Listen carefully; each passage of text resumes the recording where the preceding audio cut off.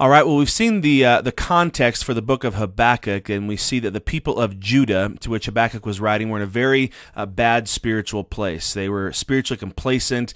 They had this religious form, but they really didn't love God. They were in a very bad spiritual condition, and that's the context here.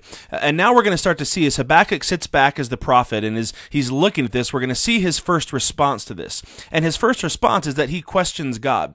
And basically what he says to God is this, starting in verse 2. We looked at this last week, or in the last video, but let's look at it here again. He says, "How long, Lord, must I call for help, but you don't listen? I cry out violence, but you don't save. Why do you make me look at injustice? Why do you tolerate wrongdoing?"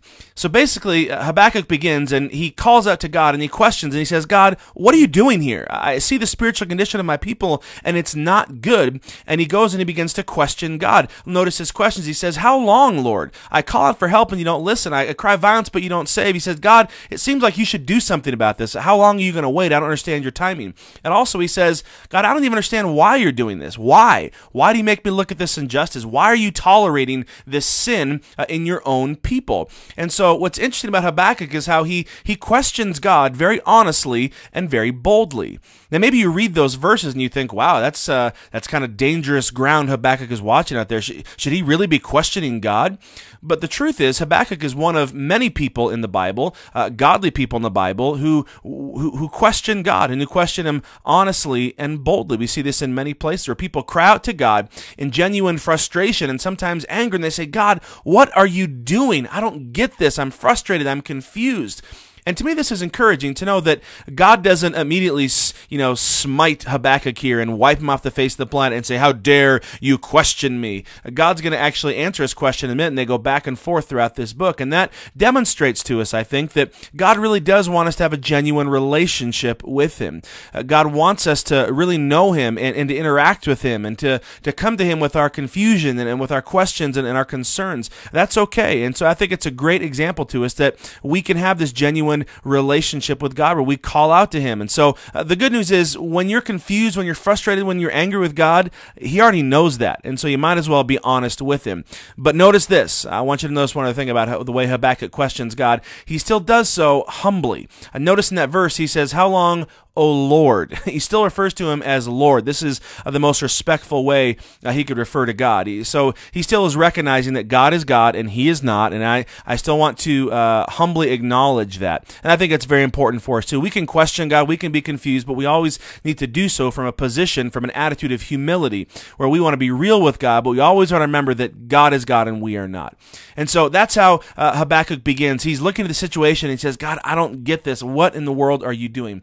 And as I said, God is going to answer now. Again, in the book of Habakkuk, there's going to be a series of Habakkuk asking questions and God responding. We're going to see this back and forth. And basically Habakkuk says, "God, what are you doing?" And here comes God's answer in verse 5 and 6. He says, "Well, look at the nations and watch and be utterly amazed, for I'm going to do something in your days that you would not believe even if I told you. I'm raising up the Babylonians, that ruthless and impetuous people who sweep across the whole earth to seize dwellings not their own."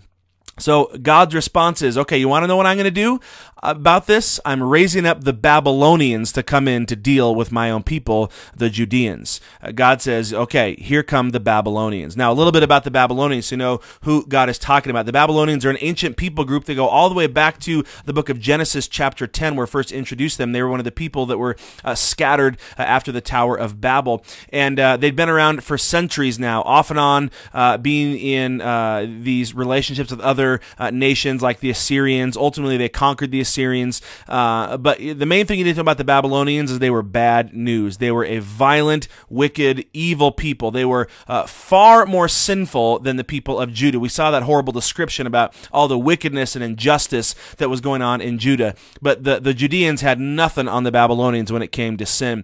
They were known for their horrible treatment of prisoners. They would go in and they would rape and pillage in a village, and then they would go and then and burn it down. And then they'd come back a year later and they would do the same thing all over again. And they were just a torturous, vile, wicked, evil people.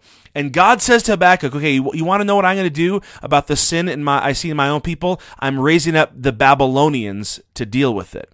And I can assure you, as Habakkuk hears that, that was not the answer that he was expecting to hear from God, and certainly not the answer he wanted to hear from God.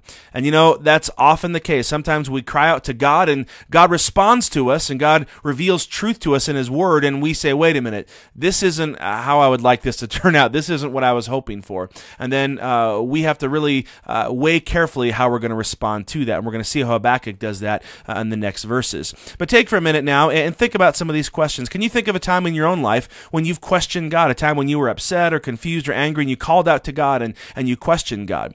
And has God ever answered a prayer very differently than you wanted or expected? I know in my life this has happened many times. So take a minute and pause and discuss that and think about how this is played out in your own life.